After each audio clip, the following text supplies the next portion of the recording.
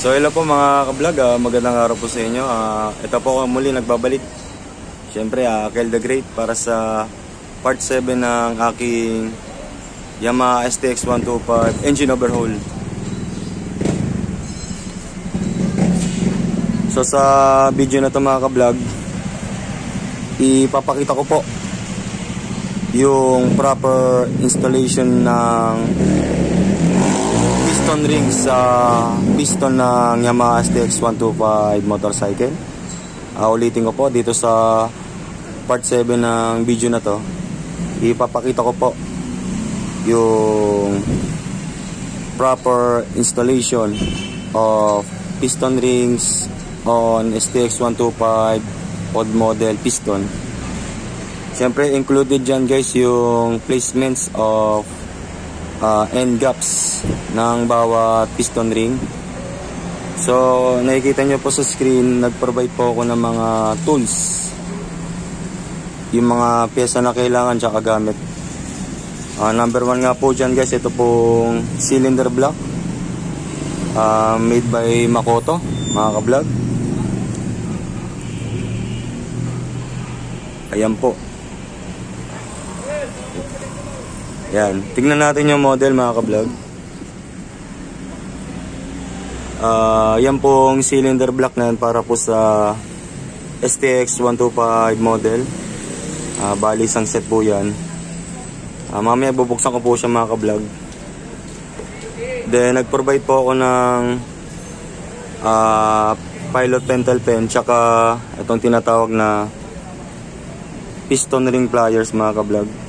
Kailangan natin to para sa video na to, sa proper installation of piston rings on piston. Then nag-provide po ako mga ka-vlog ng illustration ng placements ng piston ring and gaps. Papakita ko po sa inyo mga ka-vlog.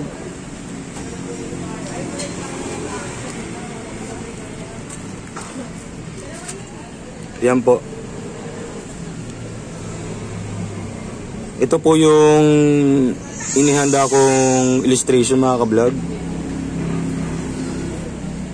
sa tamang paglalagay ng, of course, yung piston ring tsaka yung kanyang position of end gaps.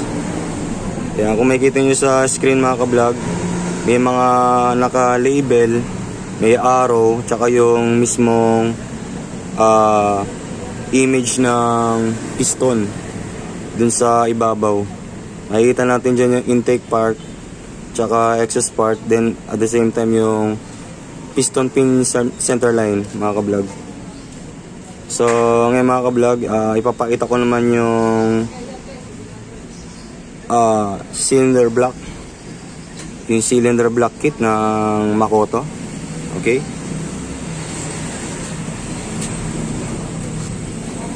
so ilalapit ko po mga ka-vlog.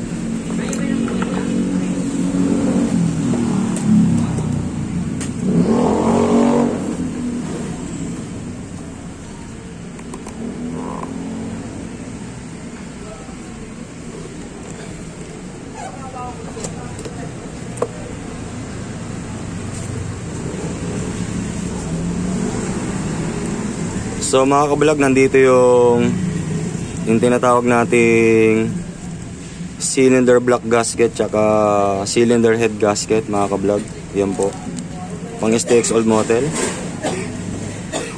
Yan po yung gasket.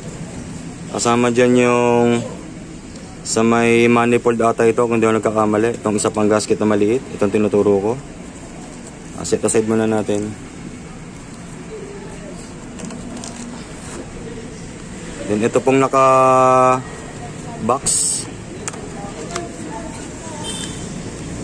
Yan po. So nandito po yung kanyang set of piston rings. 5 pieces po yan, piston rings for STX 125. Itong hawak ko. Mamaya i-unpacking ko yan, bubuksan natin mga ka-vlog para ma-label ko isa-isa, para makita natin by actual yung bawat itsura tsaka yung kanyang description. Okay, so meron dito sa loob piston pin lock. Yan po, 2 piraso pong piston pin lock yan mga ka-vlog. Huwag natin iwawala itong mga ka-vlog. Napaka-importante nito. So, set aside ko muna itong mga pinakita ko ngayon. Itong piston rings tsaka piston pin locks. Okay?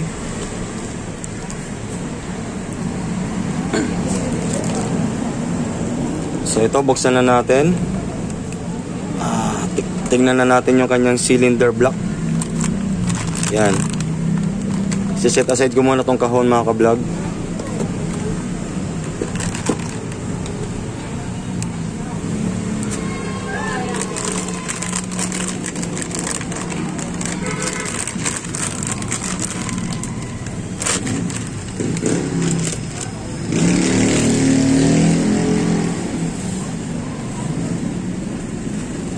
So, hugutin ko muna yung kanyang piston.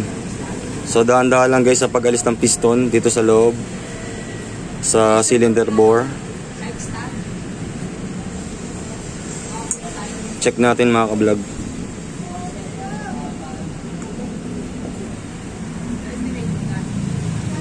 So, ito po yung piston ng STX 125 old model. So, yan po yung kanya itsura. So, dito sa baba, dito sa tinuturo ko, dito po yung kanyang intake part. May arrow po yung mga ka-vlog. Ibig sabihin, sa facing yan, dito yung harap ng engine. Kung saan makikita natin dito, sa part na to, yung exhaust. Dahil dito po sa taas, ito naman yung exhaust part. Yung packet na po mga ka-vlog, mas, magkaiba po ang kanyang size of packet. Sa intake po mga ka-vlog, sa mga hindi pa nakakaalam, mas malaki po yung packet size ng intake. At dito naman sa exhaust is mas maliit. Okay?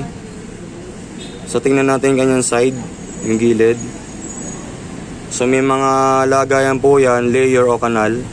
3 kanal po yan mga ka-vlog. Okay? Yan po ang kanyang side. Then ito yung kanyang ilalim. Alisin natin yung papel. So yan po yung itsura ng ilalim ng piston ng STX 125. Yan po. So kung makikita nyo mga ka-vlog, may nakalagay na different model na YBR 125. So actually mga ka-vlog, same lang po yan sa STX. May mga pare-parehas kasing mga pyesa kahit magkakaiba ng model ng motor. Kagaya ng sa Mio, dun sa rocker arm, nung bumili ko ng rocker arm na pang STX, chinek ko na rin mga ka-vlog. Same po siya sa Mio. So ganito rin sa piston ng STX 125. Same to YBR 125 model. Kung nakikita nyo, nakalagay po yung YBR. Naka-emboss po dito sa loob, yung YBR 125. And then dito mga ka-vlog, dito sa lagayan ng mga piston rings, so 3 layers po yan. Dito sa pinakababa, kung saan makikita natin mga butas, yan po, dyan po yung flowing area ng oil. Kasi dito po mismo sa part na to sa baba, dito po nilalagay yung dalawang oil ring and then yung kanyang oil ring expander. Mamaya ipapakita ko po kung ano yung mga yon. Then dito sa sumunod sa gitna, nandito yung kanyang lagayan for second compression ring o bottom compression ring. And dito sa ibabaw, dito naman po yung first compression ring o tinatawag na top compression ring. Okay? So yan, napakita ko na po yung piston. So mamaya isusunod natin to for actual tutorial na for part 7. Since ito po ang ating tutorial sa ngayon, paglalagay ng piston rings dito sa mismong piston na to ng tama at maayos. So i-define natin, ipakita ko lang po mga ka-vlog yung kanyang cylinder block mismo. Tignan muna natin yung tsura ng cylinder block mga ka-vlog. So ito po yung sa ilalim. Yan, ganyan mismo. Kung nasa side ka ng magneto side, dun sa motor, ganyan pong position yan. Dito sa side. So dito ang lagayan ng kanyang cam chain tensioner dito sa portion na to. So dito naman mga ka-vlog, meron nakalagay dito na description o part description, which is 5VL00. So chinek ko na rin mga ka-vlog, kinumpare ko yung stock ng STX125 na 4LS.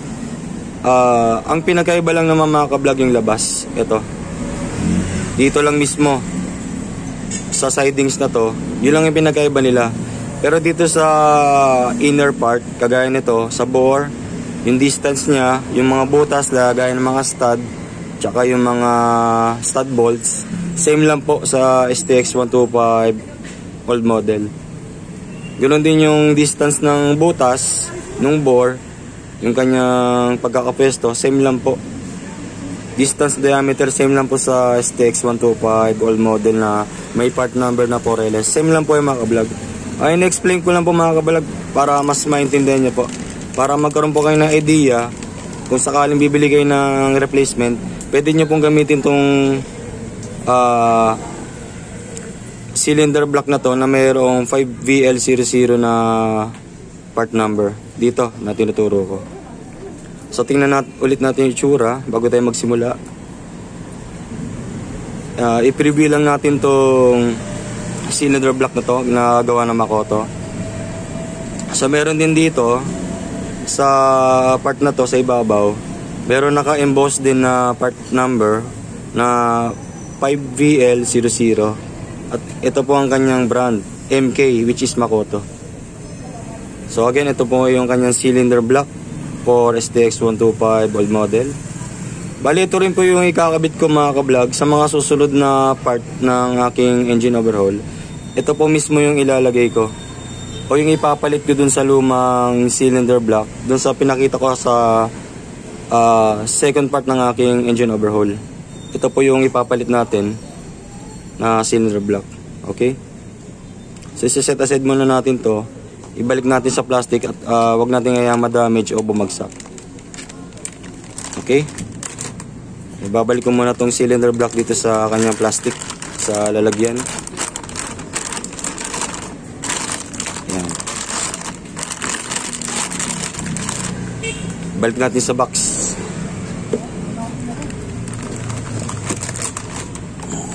Again, itong video na ito mga ka-vlog, from part 1 ng aking engine overhaul ng STX125. Hindi po siya edited, direct and actual video po ito. Wala po siyang edits, wala po siyang cuts, para mas convincing po yung video na ginagawa ko. Okay, so ibinalik ko na yung cylinder block sa kanyang box. Itabi muna natin to.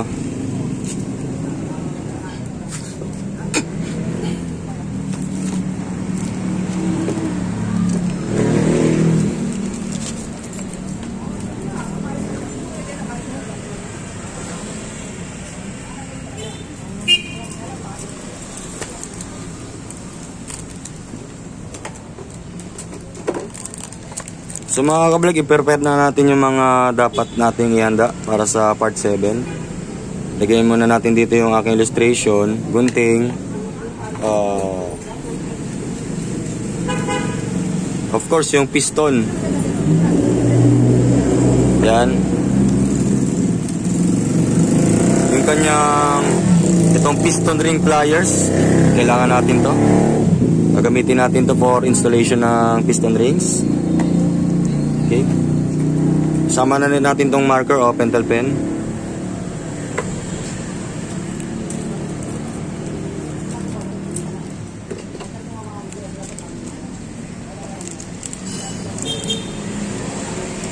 And then itong mga piston rings na to.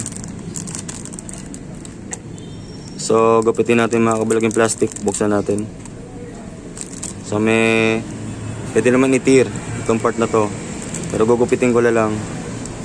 I-unpacking natin tong plastic na to. Yan.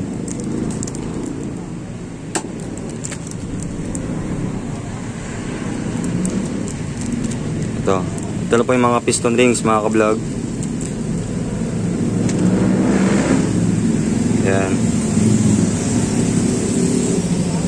So 5 pieces po yung mga ka-vlog. Yan. So i-define natin yan isa-isa. Bigyan natin ng description. Unahin muna natin tong isa. Yan. Kasi ko muna tong pentel pen. So ilalabas ko pa yung illustration mga ka-vlog.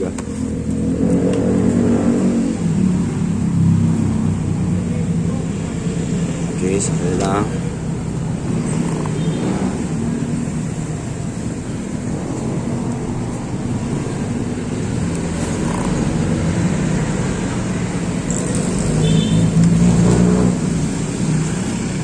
Unahin na natin tong oil ring expander. So ito po yung tsura ng oil ring expander. Hindi po siya straight o flat ring.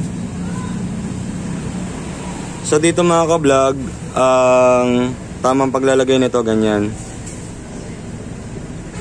Paletter po dapat yung makikita ninyo sa expander na to. At hindi pa ganito. Pabaliktad. Yan. Mali po yan. At ang isa pang mali mga ka-vlog, pag i-install nyo to, hindi po pwede magkapatong. Kagaya nito, magkapatong siya. So tingnan natin para mas ma-magnify natin ha. Yan. Yan, okay.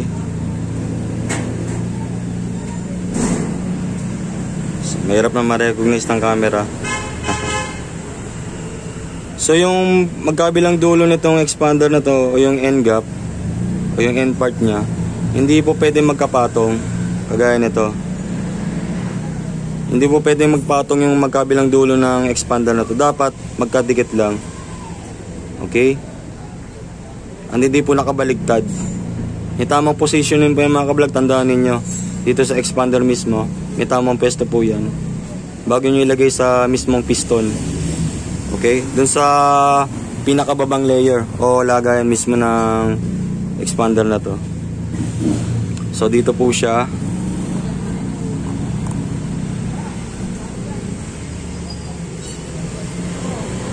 So gaya nung nasa illustration mga ka-vlog, may mga end gaps po yan. So alam ba, 0 degrees mula rito sa gitna. Dito po yung end gap ng expander. Yan. I-demonstrate ko lang sa inyo mga ka-vlog. Ipapesto ko lang yung bawat piston rings dito sa illustration na to, para mag-gets ninyo, magkaroon kayo ng idea kung paano siya ilalagay ng tama. So nandiyan na po yung kanyang oil ring, expander, end gap.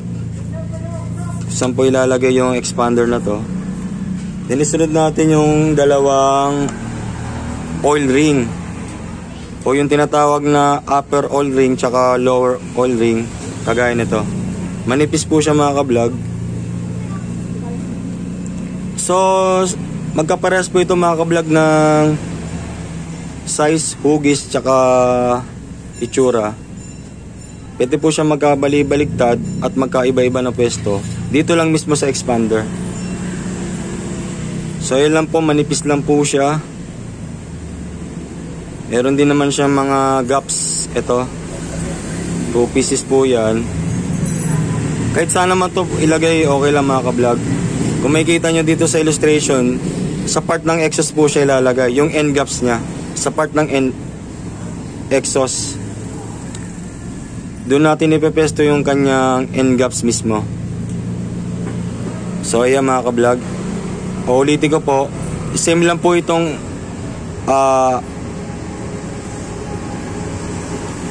upper oil ring tsaka lower oil ring, o yung top and bottom oil rings. Same lang po itong dalawang to, pero ang pesto niya dito lang sa part ng exhaust, kung saan natin ilalagay ng tama yung end gaps niya.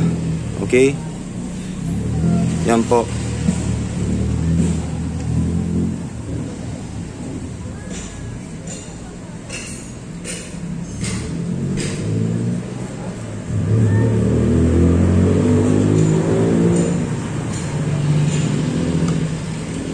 Then ang susunod natin mga ka-vlog, yung mga compression rings. Yung first and second compression rings. Ito po. So, ang unang makikita nyo rito, ang unang mapapansin nyo sa compression rings na to is makapal. Compare dito sa ball ring lang, manipis. But dito mga ka-vlog, tatandaan nyo, magkaiba po ito. Itong second o button compression rings na nasa kaliwa at itong first or top compression rings na nasa kanan. So may pinagkaiba po yan mga ka-vlog. Hindi po pwede magkaiba ng pesto. Dun sa layer ng piston, yung sa gitna at sa ibabaw, hindi po pwede sila magpalit. Kung ano yung dapat sa top, yun yung dapat sa top. Then yung sa bottom, dapat sa bottom din. So paano malalaman kung alin dito yung first or top compression rings? At paano malalaman kung alin dito yung second or bottom compression rings? So unang-unang mga ka-vlog, sa first or top compression rings, para malaman ninyo kung top compression ring siya, dapat meron po siyang pa-slide dito sa inner part sa loob. Smooth po yung kanyang texture dito sa loob. Yan po ang unang description niya. Yan po ang unang way o paraan para malaman nyo kung ito ay first o top compression rings. Dito po, sasalitin po ninyo ng daliri sa loob. Meron po siyang pa-slide dito sa loob. Kaya po smooth po siya, di po siya magaspang. Yung parang naka-incline na portion dito sa loob. May pa-slide part po siya dito sa inner part ng compression ring na to. Makikita nyo mga ka-vlog, sa actual makikita nyo po, may pa-slide po yan. Yan po. Yan po ang isang description ng top compression rings. Diyan nyo po malalaman. So sa second compression ring naman is magaspang. Matalas po yung kanyang edge dito sa loob. Ibig sabihin meron po siyang corner o angle. Hindi po gaya ng compression ring, wala po siyang pa-slide. Ito wala to pa-slide na to. Hindi gaya ng compression rings, meron siyang slide part. So dito nyo po malalaman kung magaspang siya at wala siyang pa-slide. Ito po yung kanyang second or button compression rings. At pangalawa mga ka-vlog, may right facing po yan o may proper facing po yan kung alin yung nakailalim o nakaibabaw. So may mapapansin kayo dyan bago nyo ilagay, meron pong letter yan mga ka-vlog. Meron pong nakaukit na letter o words dito sa ibabaw. Dito, pag may napansin kayong ATG o ATC, so yan po yung nasa ibabaw. Then yung nasa ilalim dito, tatandaan nyo kung ano yung may letter, yung po dapat nakaharap. Hindi po pwede baliktarin. Ganon din dito sa button compression ring o second compression ring, may letter po yan. So yan po mga ka-vlog, makikita nyo dito, meron po siya letter A. Okay. Yan po. Meron po siya letter A dito sa ibabaw. Ibig sabihin, same dun sa first compression rings, nakaharap siya ng ganyan. Kung ano yung merong letter, yan o. Kung makapansin nyo sa bandang kaliwa sa tinuturo ko, letter A po yan. Kung ano yung may letter, dapat yun po yung nakaharap o nakaibabaw. Hindi rin po siya pwedeng baliktarin ng ganito. Okay? So ito po yung compression rings mga ka-vlog. Tatandaan nyo mga ka-vlog sa ang tip kong ibibigay sa inyo para sa hindi nakasunod. Tatandaan nyo mga ka-vlog, magkaiba po ito Hindi po pwedeng magkapalit ng pwesto itong dalawang compression rings na to, yung first tsaka second. Sa first compression rings, ulitin ko sa mga hindi nakasunod, dapat po unang-una smooth po yung kanyang edge dito sa loob. Dito sa inner part, dapat mo smooth. Makikita nyo po, pa-slide po yan. So dito natin ilalagay ito sa placement. Then dito naman sa second or button compression rings, ulitin ko po para sa hindi nakasunod, dapat po magaspang o matulis yung kanyang edge dito sa loob. Okay? Yan po ang kanyang second compression ring. So ayan. So ayan po mga ka-vlog. Bago tayo magsimula sa pag-install sa proper installation ng piston rings, tignan muna natin sa mga hindi nakasunod. Tingnan nyo na itong illustration na ginawa ko kung saan may mga piston rings na nakalagay. So ayan, tandaan nyo mga ka-vlog yung pwesto nya, yung mismong end gaps. Okay, so magsisimula na tayo sa proper installation of piston rings para sa piston na to.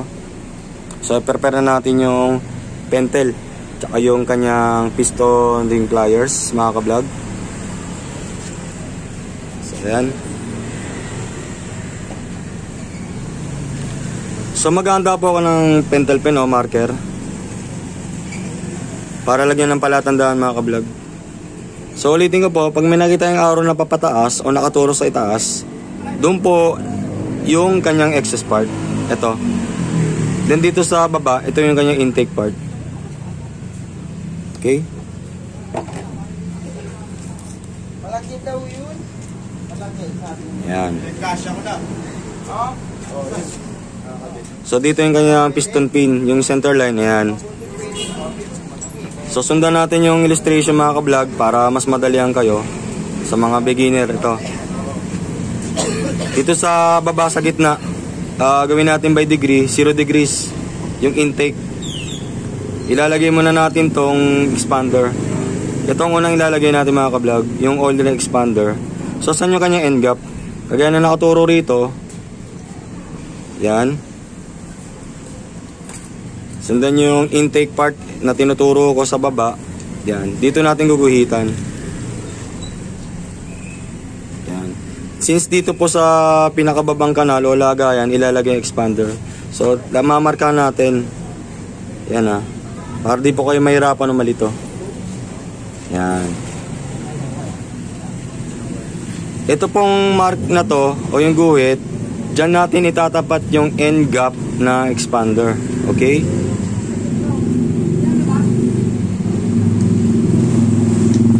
So lagyan na natin ng iba pang marks para sa iba pang piston ring. Ito namang itong dalawang compression rings mga ka-vlog. Sa excess part naman, sa bandang excess part dito sa ibabaw, ito, ilalagay yung end gaps ng dalawang oil rings na yan. So mula dito sa gitna, sa taas, 45 degrees left and right. So tansyahin nyo lang kung saan yung bandang 45 degrees. Ikot natin itong excess part na may arrow dito. Lagyan natin ng marka. Siguro mga bandang dito muna sa lower oil ring. Ilalagay natin yung mark dito rin. Sa lower part, ito. Siguro banda rito mga ka-vlog. Yan ah. Dito sa pinakadulo ng butas. Dito. Since lower oil ring yan, sa lower part o bottom part, dito natin ilagay. Sana magtinta. Yan ah. Yan. Basta sundan nyo lang yung marker na yan. Dito yung end gap naman ng lower oil ring. Dito. Yan ah. Din sa kabila, since ito yung exhaust, dito naman sa kabila, yung upper oil ring naman dito. Yan. Dito ah, yan. Anin natin dalawa. So di masyado nagtitinta. Yan. Yan. Sa mga hindi nakakasunod, sa mga beginner, ito, markahan nyo muna. Kung di nyo pa kabisado, kung di pa kayo sanay maglagay, ito, gawin nyo lang tong paraan na to mga ka-vlog. Lower part ng oil ring, yung end gap, dito naman sa upper part ng oil ring din. Yan. Okay. Yan po, sa part ng excess ha, yan o, may dalawang mark dyan sa kaliwa at kanan, sa excess part. Balik tayo sa intake. Yan yung nasa gitna, yung sa 0 degrees part, yung kung saan ilalagay yung end gap ng expander. So para naman sa sa first o top compression rings, dito naman sa intake part naman siya 45 degrees mula dito sa center sa baba. So tansyan nyo lang yung 45 degrees kung saan banda. So siguro banda rito rin. Yan. Dito nyo lang po ilalagay yung end gap. Ipepesto yung end gap ng first compression ring. Then doon naman sa bottom or second compression ring, dito sa kabila, doon sa kaliwa. Yan. Dito nyo naman ilalagay. From 0 degrees sa kaliwa, markahan nyo yung compression ring, end gap. Kasi ilalagay yung end gap, yung pesto nya. O dito rin. Yan. Guhitan nyo rin sa ibabaw. Yan, tsaka dito. Yan. Okay. So pwede nyong markahan din dito mga ka-vlog sa ibabaw. Dito. Pwede nyong guhitan yan ng horizontal, tapos vertical, tapos diagonal. Nasa sa inyo na po yan. Kung gusto nyo, pwede nyo markahan dito sa ibabaw. Dito sa ibabaw mismo ng piston, guhitan nyo rin para di kayo malito. Para masundan nyo yung degrees o yung angle ng paglalagyan nyo ng end gaps dito sa ibabaw. So ang gagawin ko lang, minarkahan ko lang sa side, sa gilid. So ayan po mga ka-vlog. May marka na po yung paglalagyan na ng end gap o yung tatapatan ng end gap ng bawat piston rings. So simulan na natin dito sa expander. Ito muna yung una ko ilalagay. Yung end gap ng expander na hawak ko, dito natin itatapat mga ka-vlog. Yan sa gitnang guhit, sa part ng intake, okay?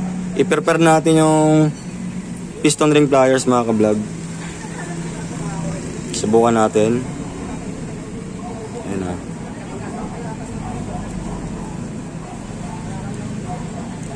Ulitin ko mga ka-vlog, may tamang position po yung kanyang expander. Hindi po pwedeng magkapatong na ganito. Kailangan magkadikit lang yung magkabilang dulo, kaliwat kanan. Magkadikit lang ng ganyan. At hindi pwedeng magkapatong. Pangalawa, paletaryo dapat yung kanyang pwesto. Huwag yung kalilimutan yung mga ka-vlog. Pagka okay na, subukan natin to kung kakapit. Actually ito pwedeng kamayin yung mga expander tsaka oil ring kasi manipis lang. Pero susubukan ko muna gamitan ng piston ring pliers. Yan. Pwesto na natin mga ka-vlog.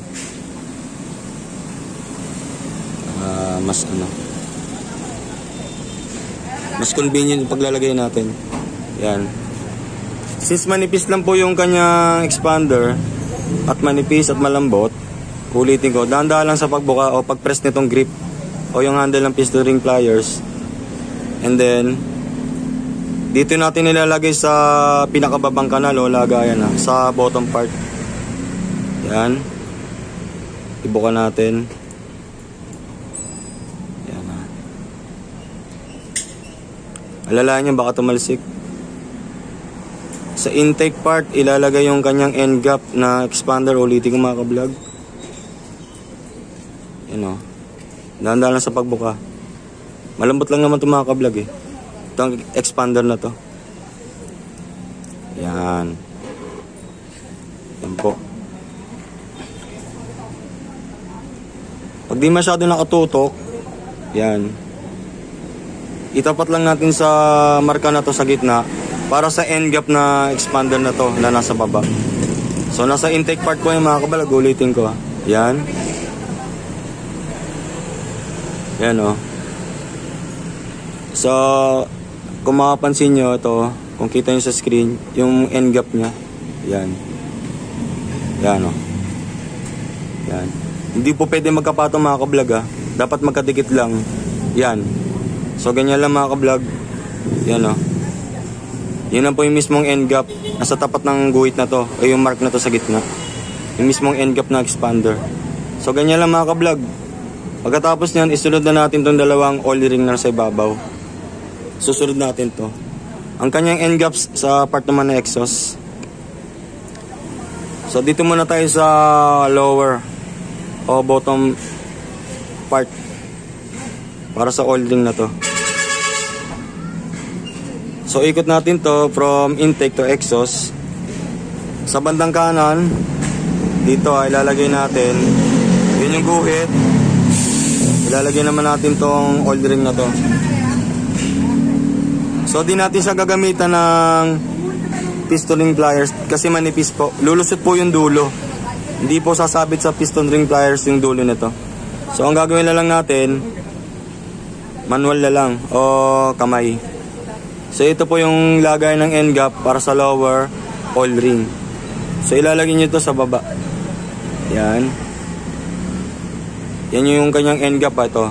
Tapat natin dito. Pasok natin sa baba ng expander. Ikot natin pa ganyan. Ikot lang natin, kamay lang natin mga ka-vlog. Yan na. Sa exhaust part ng mga ka-vlog. Yan.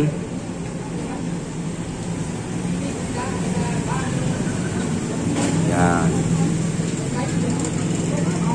Ikot lang natin. Huwag natin puwersahin. Okay, bukala lang tinggal ito. Sa isang paraan, ganyan nila yung mga ka-vlog, ibukan nyo lang. Ayan na.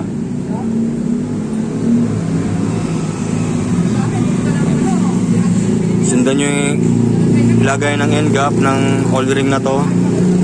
Yan. Sa baba, mga ka-vlog, sa baba na expander ilalagay. Yan.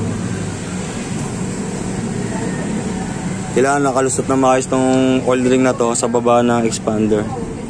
Yan.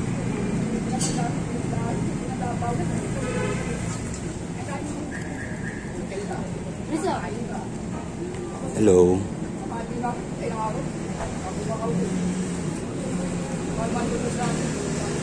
Pag nagalaw itong expander mga ka-vlog sa end gap nya, ayusin lang natin.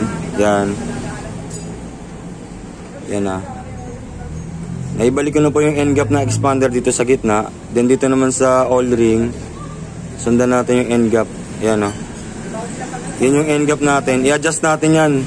Itulak natin papunta sa kabila. Sa exhaust part.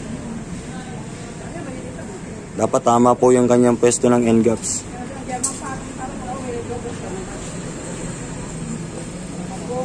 Yan.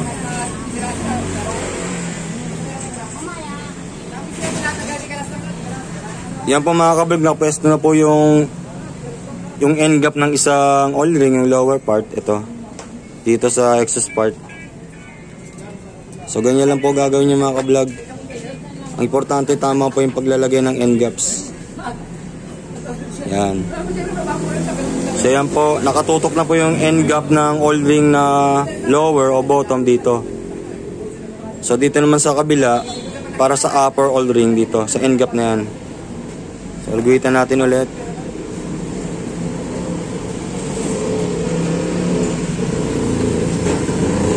Sunod natin tong isa pang oil ring. So ulitin mga ka-vlog, sabi ko kanina magkapareha sila ng size, hugis, tsaka yung itsura. Pwede po siyang magkabali-baliktad. Pwedeng ganyan o ganito, pwede po. Kasi wala naman po siyang proper facing eh. So yan, ilalagay naman natin itong upper oil ring dito sa ibabaw. Yan, sa ibabaw mismo ng expander. Kung nailagay na natin yung lower oil ring sa ibaba, then yung isa pang oil ring na upper dito naman sa ibabaw ng expander. Sundan natin yung guhit ha. Ito. Yan, lulusot ko.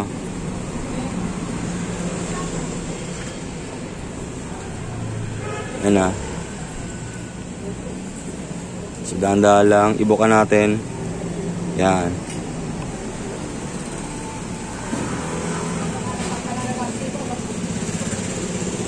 Yan, ay paikot ha. Yan, nasa ibabaw na siya ng expander, lumulusot na po. Dahan-dahan lang. Yan na. Yan. Ayan o. Di ba may gatla mga ka-vlog dito sa upper oil ring, sa ibabaw ng expander. Ayan yung end gap. Yan tinuturo ko mismo. Itulak natin ng konti. Ayan. So nakatutok na po yung end gap ng upper all ring dito sa ginuhitan ko. Yan po yung upper, then yun yung lower, yung end gap din niya. Yan po. Again, yung end gap naman ng expander, iayos nyo lang. Itapat nyo lang dito yung end gap mismo na expander dito sa gitna. Ha? Then isunod na natin yung second compression rings. Itong hawak ko. O yung bottom compression ring. So i-prepare natin yung itong piston ring pliers. Since makapal po ito, magagamit ulit natin itong piston ring pliers na to. Hindi po siya lulusot dito. At again, ulitin ko po, may tamang facing po yan, kagaya niyan, yung may letter A. Yan po yung nakaibabaw. Hindi po pwede nakailalim ng ganyan. Ibabaw nyo yung part na to kung saan may letter A na nakaukit dito sa second compression ring na to. Then again, yung end gap nya, susundan natin sa nilalagay. Sa part naman po ng intake, i-prepare natin tong piston ring pliers, ilusot natin tong second compression ring na to. Ibuka natin, dahan-dahan lang mga ka-vlog. Ayun, lumulusot.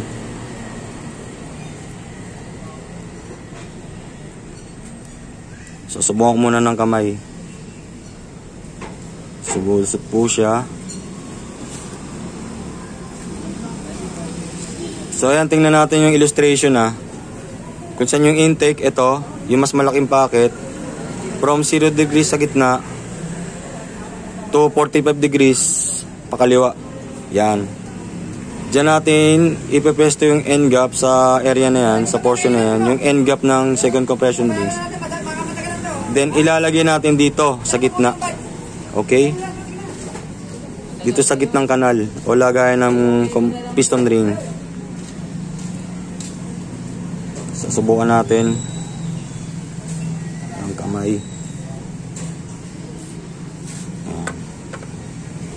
Yan po mga ka-vlog Yan Yan may letter A, yan Yung maliit na letter A na nakabaligtad, ayan, yan yung kanyang facing mga ka-vlog. Tatandaan nyo po yan, di po pwedeng baligtarin yan. Tapos yan yung kanyang end gap. Yan po, pasok na natin. Medyo matigas na mga ka-vlog, kailangan di mapersa to kasi makapal, baka ma-deform. Ikot natin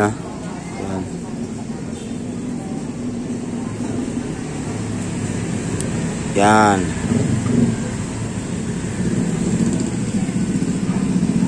Okay. Yan.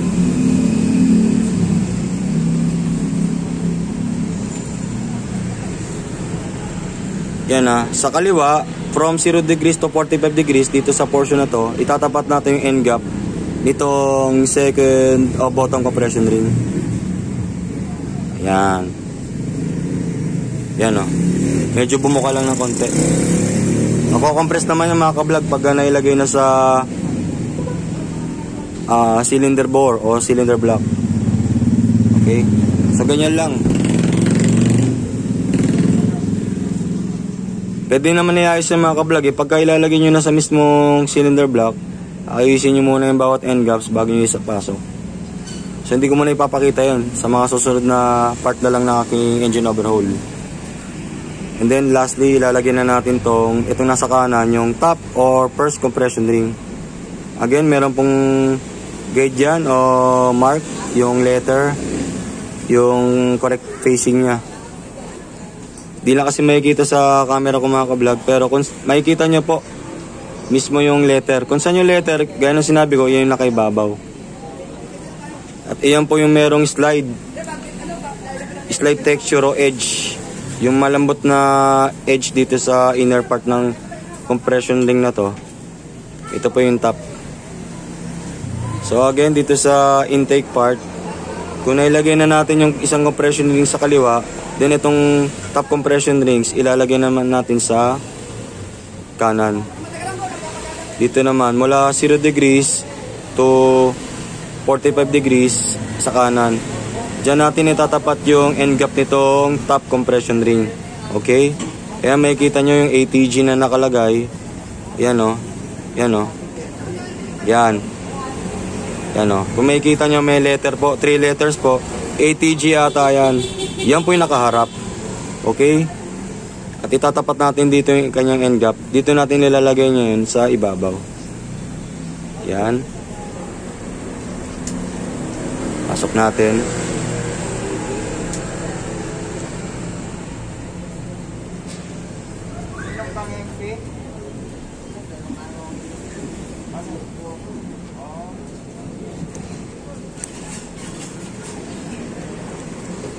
So madali na mga ka-vlog kasi nasa ibabaw lang. Yan. Tutok nyo lang. O yan. So ayan po mga ka-vlog, nailagay ko na po yung lahat ng piston rings ng STX 125 old model sa corresponding places niya. Naipakita ko na po yung proper placements ng piston rings. Yung kanyang end gaps. Na-install ko na po yung bawat piston rings dito sa piston ng STX 125. So ganun lang mga ka-vlog. Since hindi nyo pa naman nilalagay, halimbawa dun sa mismong block, okay lang po magalaw ng konti. Basta't alam nyo na yung guide o yung pwesto ng bawat end gap. Kagaya ng nasa illustration na to na ginawa ko, susundin nyo lang yan mga ka-vlog. Yan po. Sundin nyo yung illustration na to na may mga guide kung saan po dapat itatapat o ilalagay yung bawat end gap ng bawat piston ring. Okay? So dito, kung magbabase tayo dito sa piston na to na may mga piston rings na, yan po. Basta't alam nyo lang po, isa sa importante mga ka-vlog, alam nyo po yung kung saan o kung ano yung intake, kagaya na to, at kung ano yung exhaust, kagaya na to na nasa taas. Dapat alam nyo po. Ang isang paraan dyan yung size. Pangalawa guys, yung isa pang paraan para malaman kung saan yung intake tsaka exhaust, yung kanyang ukit o yung lubog. Sa intake po mga ka-vlog, mababaw lang po yan. Mababaw po yung kanyang ukit o yung kanyang kanal.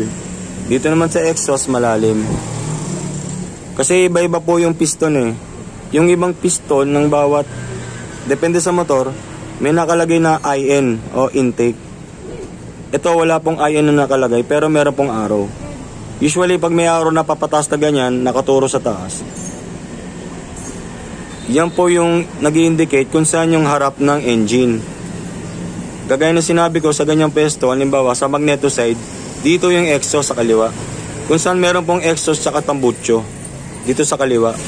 Then dito naman sa bandang kanan yung intake, may kita nyo sa kanan, nandito yung carburetor. So ganyan po yung kanyang position.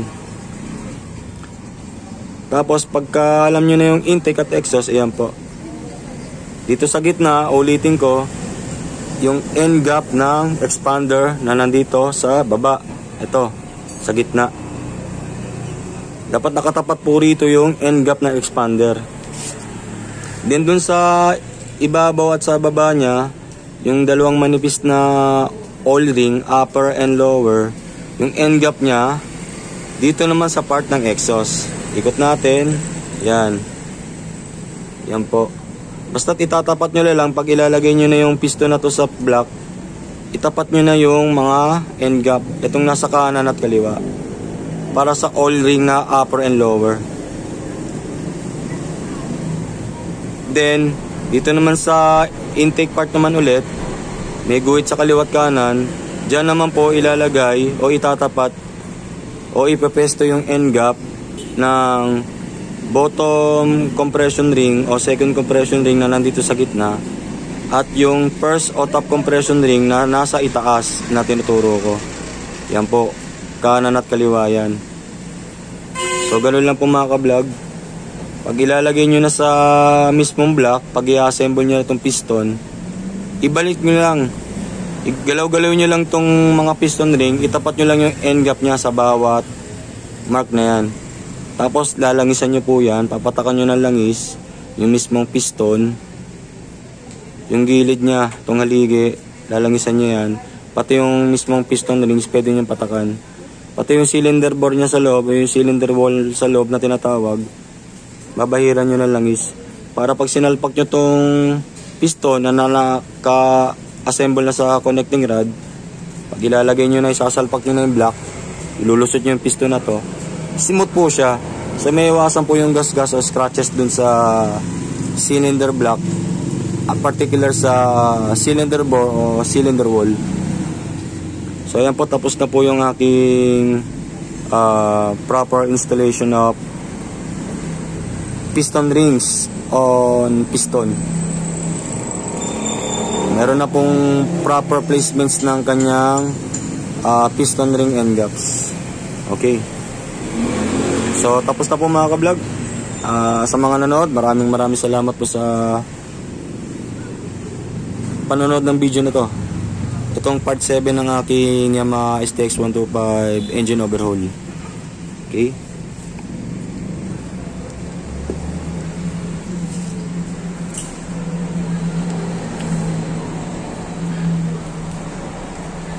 So sa mga di pa nagsusubscribe dyan, mag-subscribe na kayo sa aking YouTube channel. Kel the Great po mga ka-vlog. Hanggang sa bilis sa susunod na aking tutorial. Abangan nyo po guys yung aking part 8 ng aking Yamaha STX 125 engine overhaul. Abangan nyo po yung aking part 8. Susunod na po yung mga ka-vlog. Again, thank you and God bless.